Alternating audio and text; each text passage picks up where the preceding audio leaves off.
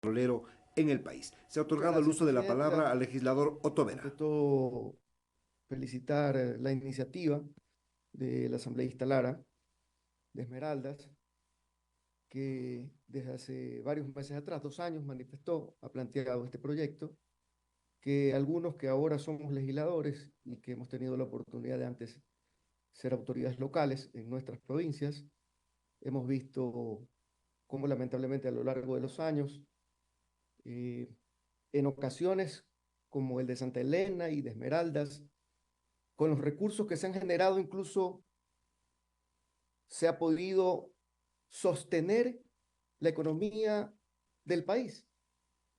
Bien lo decía la asambleísta de Santa Elena, Arisdelis Parrales, el primer pozo petrolero en el Ecuador se explotó en Santa Elena.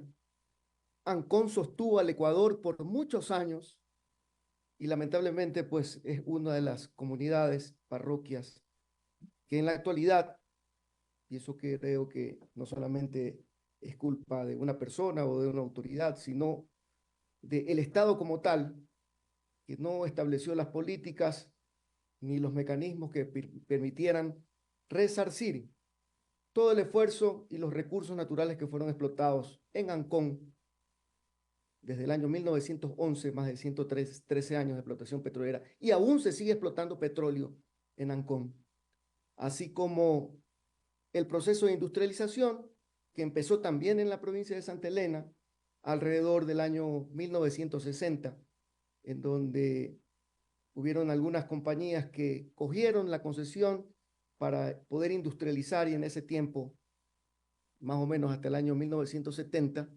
había una producción industrial de cerca de 42.000 barriles diarios de petróleo en La Libertad, Santa Elena, a diferencia de lo que ocurría en Esmeraldas, que era un poco más de 110.000 barriles de petróleo procesados diarios. Lamentablemente, y eso hay que aclararlo, yo estimo que seguramente muchos legisladores que son de otras provincias han de imaginar, bueno, Santa Elena y Esmeraldas presionan como debe ser, son legisladores de esas provincias, pero deberían también pelear por todo el Ecuador y es que así debería ser.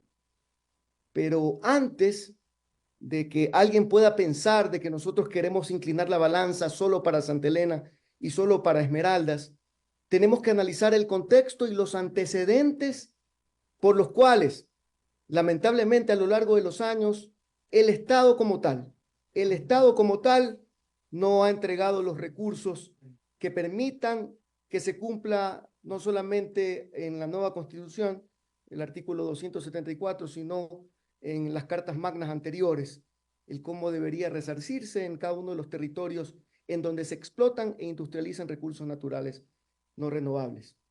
Y es que debemos entender, compañeros, que en muchas ocasiones el Estado o el gobierno de turno se resiste porque ve en la industrialización del petróleo y la producción de sus derivados un negocio que no ha sido tan rentable para el Ecuador. Pero lamentablemente no ha sido rentable y eso no ha sido culpa de quienes somos parte de las regiones en donde se explotan y tenemos consecuencias como enfermedades catastróficas que ya lo han mencionado los compañeros asambleístas, sino que lamentablemente el Estado no ha ejercido las políticas que permitan un mejor manejo, mayor producción y mayores rentas para el Ecuador. Y les doy un ejemplo de lo que ocurre en Santa Elena. Nosotros tenemos allá en la refinería de La Libertad una producción, en teoría, entre comillas, que permite procesar 42.000 barriles de petróleo diarios, pero de eso ni siquiera el 20% salen derivados de petróleo, como gas licuado de petróleo, como diésel, como gasolinas de alto octanaje. Ni siquiera el 20%.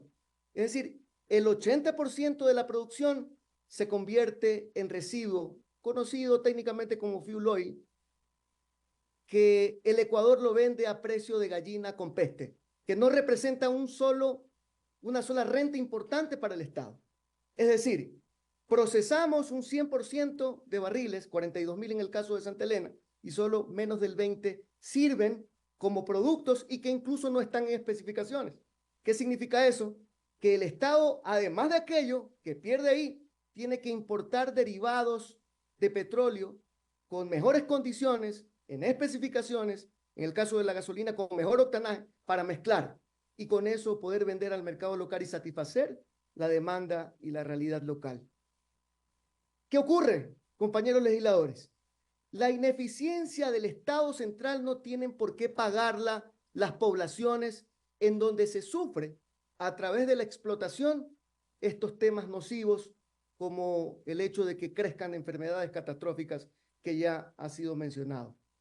¿Saben cuánto el Estado en Santa Elena deja de percibir anualmente por no haber modernizado las instalaciones de la refinería de La Libertad? Cerca de 1.500 millones de dólares por año y 1.500 en Esmeraldas.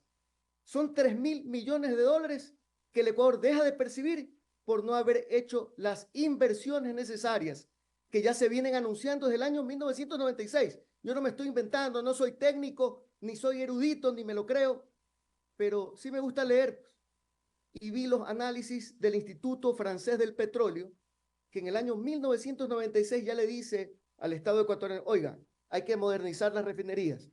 Tienes refinerías de mediana conversión en Esmeraldas y una destilación atmosférica en Santa Elena. Por eso es que no produces lo que debes producir. Si tú mejoras y modernizas, puedes obtener ya no solamente el 20% de productos que pueden ser utilizados para la venta, sino el 80%.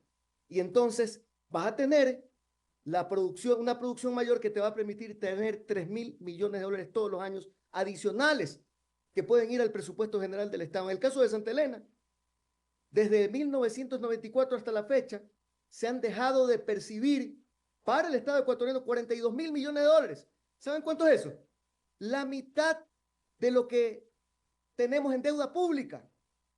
La mitad, es decir, ya no tuviésemos la mitad en deuda pública si es que el Estado como tal no hubiese invertido. Digamos que el Estado no tiene recursos porque se necesitan 1.500 millones de dólares para modernizar la refinería, por ejemplo, de La Libertad. Pero si hubiese llamado a un socio estratégico, y de hecho a inicio de año, pues, aprobamos normativas que permiten fortalecer el que venga inversión extranjera y venga acá y ponga los recursos para poder, como aliados estratégicos, invertir en muchos campos, específicamente en el petróleo, en el procesamiento. Pero ¿saben por qué no ocurre? Y han pasado varios meses, porque lamentablemente en muchas ocasiones ocurre que se intenta direccionar a que el aliado estratégico sea el amigo y no sea el que mejor ponga las condiciones. Ya han pasado algunos meses y han pasado muchos años y lamentablemente la ineficiencia del Estado ha causado que se resista a poder entregar estos recursos que bien merecemos.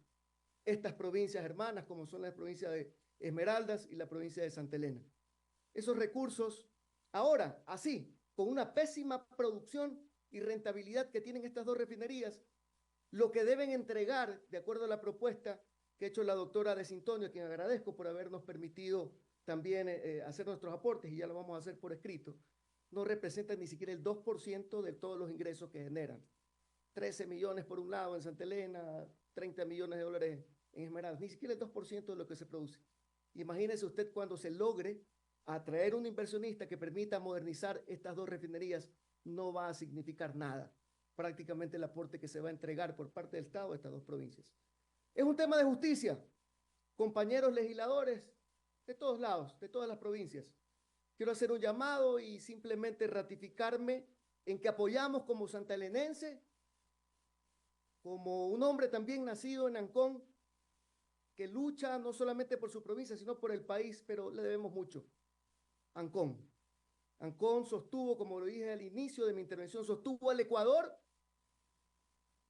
en el año 1911, hasta el 1930 más o menos. De ahí ya vino el boom petrolero en otros lados. Hay que devolverle algo de dignidad a estas tierras. Muchísimas gracias por la oportunidad, estimada presidenta, y gracias por el aporte de todos los legisladores.